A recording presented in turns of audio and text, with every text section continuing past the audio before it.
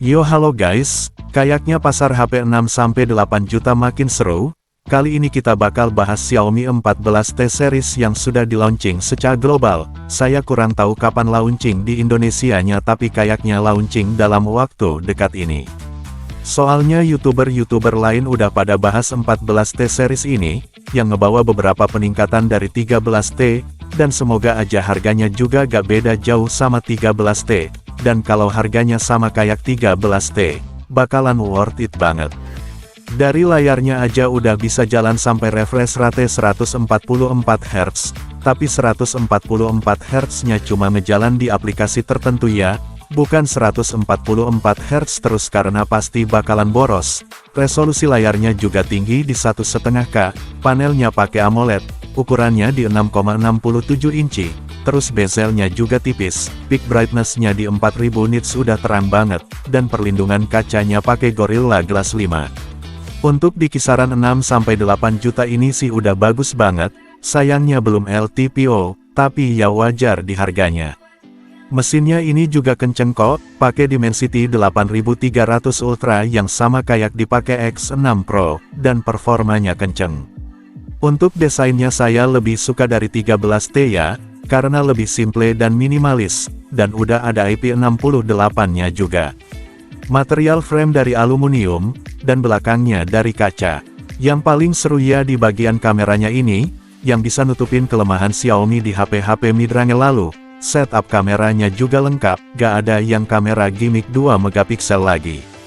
Kamera utamanya pakai sensor Sony IMX 906 dengan OIS resolusinya di 50 megapiksel. Kamera ultrawide 12 megapiksel. Dan telefoto 2,6 kali di 50 megapiksel. Kamera depan resolusinya 32 megapiksel. Perekaman video kamera depan belakang sama-sama bisa 4K 30 fps. Bukan cuma 1080p 30 fps di kamera depannya 13T kemarin, yang jadi kelemahan terbesarnya. Untuk kameranya ini khas Leica, karena di Xiaomi 14T udah kolaborasi sama Leica kameranya. Jadi si Leica itu bagian tuning warnanya, biasanya HP-HP Xiaomi itu terkenal hasil kameranya itu kurang keluar, pucat.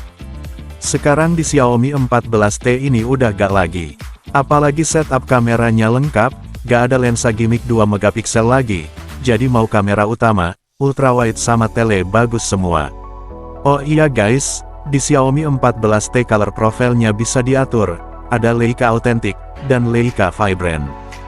Bedanya Authentic itu warnanya lebih autentik kayak warna-warna kamera Leica. Tapi kalau Leica Vibrant warnanya jadi lebih keluar dan cerah hasilnya. Baterainya juga kapasitasnya lumayan gede di 5000 mAh.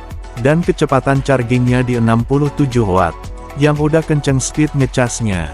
Di bagian lainnya HP ini adalah HP 5G, dual stereo speaker, NFC, IP68, udah support eSIM.